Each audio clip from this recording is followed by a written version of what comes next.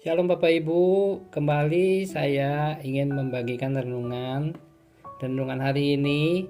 Saya ambil dari Ayub pasalnya yang ke-19, ayatnya yang ke-25. Demikian firman Tuhan.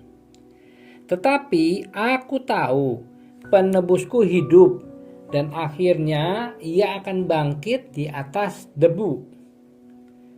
Penebus, kata Ibraninya Goel, diterjemahkan penebus, sering juga diterjemahkan pembela. Dalam perjanjian lama, penebus atau Goel adalah orang yang membeli kembali milik atau rumah yang sudah dijual agar harta pusaka tetap berada dalam warisan keluarga. Selain itu, anggota keluarga dapat membeli kembali seorang anggota keluarganya yang sudah menjadi budak. Kita bisa lihat dalam Imamat 25 ayat 25 sampai 34, ayat 47 sampai 55, dan Yeremia 32 ayat 6 sampai 12. Penebus dapat juga seorang pria yang menikahi janda jika suaminya sudah meninggal dan tidak mempunyai anak, untuk meneruskan nama keluarga dan mengurus miliknya. Kita dapat lihat dalam Ulangan 25 ayat 5 sampai 6 dan Rut 4 ayat 3 sampai 6. Anggota keluarga yang dipilih untuk membalaskan dendam anggota keluarganya yang dibunuh dapat dianggap sebagai seorang penebus karena ia telah membela kehormatan keluarga. Kita bisa lihat di dalam Bilangan 35 ayat 16 sampai 28, Ulangan 19 ayat 6 sampai 12, 2 Samuel 14 ayat 7 dan 11. Dalam perjanjian lama, Allah disebut sebagai penebus, terutama sekali karena ia yang menyelamatkan atau membebaskan umatnya dari perbudakan, pembuangan, atau malapetaka. Itu kita bisa lihat dalam Keluaran 6 ayat 6 sampai 8, Imamat 26 ayat 45, Yesaya 41 ayat 14, Yesaya 43 ayat 1, Yesaya 60 ayat 16, Yeremia 50 ayat 33 sampai 34, Ratapan 3 55 sampai 58.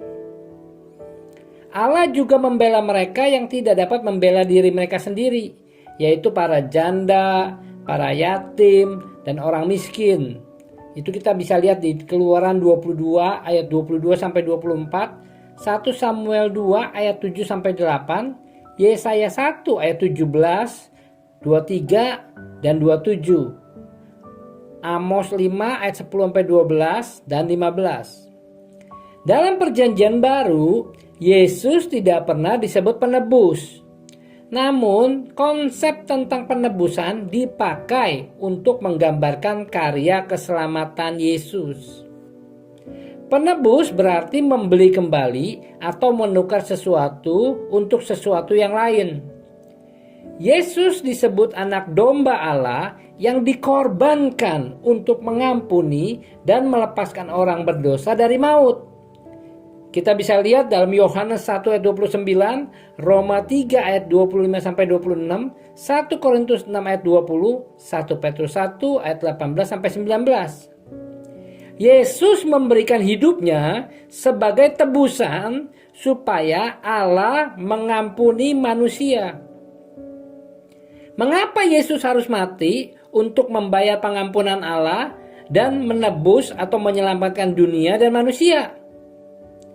Jawabannya ada dalam keyakinan bahwa manusia tidak dapat melepaskan diri dari genggaman dosa.